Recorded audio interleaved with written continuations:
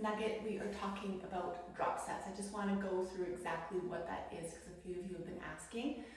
So I thought I would just go over it. Drop setting is super important when you're lifting weight. We typically do it at the beginning of the workout when we have energy, and we don't do as much of it later on just because our muscles can't do it. Hopefully, they have gone through enough thresholds, through enough overloads that isn't necessary. So it's typically something that I would program at the beginning of the workout. If you're having a day where you're just not feeling like you want to work the strength reps, meaning the 3 to 5 reps that we do when we do a drop set, then just ignore that part of what I've recommended you to do. So this type of training enables you to work through your strength, so improves your strength, but also trains the muscles failure. So then you're always going to put muscle on whether you're doing 3 to 5 reps or 6 reps or 12 reps, right? Always. It's just going to help, more importantly, with improving your strength. I'm a firm believer that drop setting is safer at this age. I don't think we need to be always pushing our bodies through 5 reps and that's our failure or threshold. I think it's quite important to drop set just to be safer on our joints. And like I said, if you're feeling you do not have the proper form yet to grab a weight that's going to really challenge you at 3 reps, please don't do that until you're ready. So a drop set is just exactly what it kind of sounds like.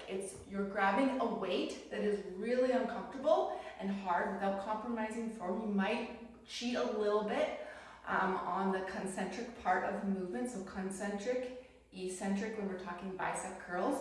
For a squat, it would be, this is the eccentric, this would be the concentric. So you might have to cheat a little bit on the concentric because that's the weaker phase of the contraction. But typically the form is still not compromised. And we're doing a maximum of 3 to 5 reps, probably 3. And then you're going to drop the weight without taking rest, grabbing a lighter weight to finish the recommended rep range. So let me show you what I'm talking about. Should have grabbed a dumbbell. I'm just going to do a bicep curl because it's easy. So we're standing here, right? Slight bend in the knees, tucking the pelvis. We're engaging all of our core. Hopefully you can see my face.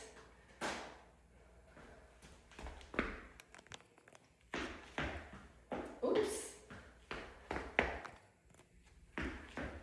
Okay, that's better. So with the bicep curl, your elbows are in, may as well just go through the form. So with this really heavy weight, so it's a small muscle, right, the bicep curl. So you might have to do a bit of a cheated concentric pull up. It's not the best word, but you understand what I'm saying. And then eccentrically, you're lowering it, not compromising your form. Your elbows are coming out or away from your body, right? And you're really focusing on 3 to 5 really good reps, getting rid of the weight, grabbing lighter weights to finish that 10 rep range that I have programmed.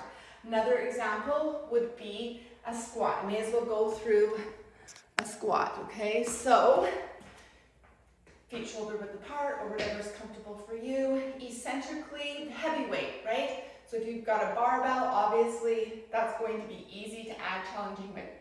Excuse me. If you don't have a barbell, you might not be able to do a drop set if you're strong, right? Because a lot of you are getting to the point where 100, 135 pounds is something you're going to need to do in order to get yourself into a 3 to 5 rep range. Let's just pretend all of us have a barbell or a heavy dumbbell. I'm going to say with a squat, if you're doing a drop set, you're going to be holding one dumbbell, right?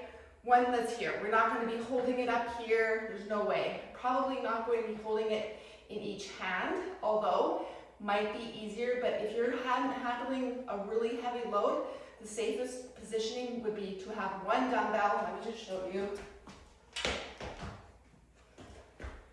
I'm definitely not warm. Well, I actually am warm. I just finished my steps, but I'm not ready for a heavy squat. So this isn't the weight I would pick.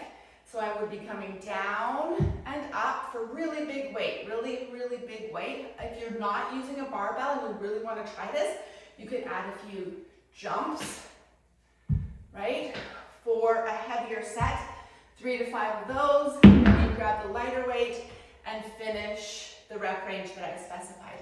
So if I have written down drop set, that is exactly what I mean. If you have any questions, please do not hesitate to ask me on our group Facebook page.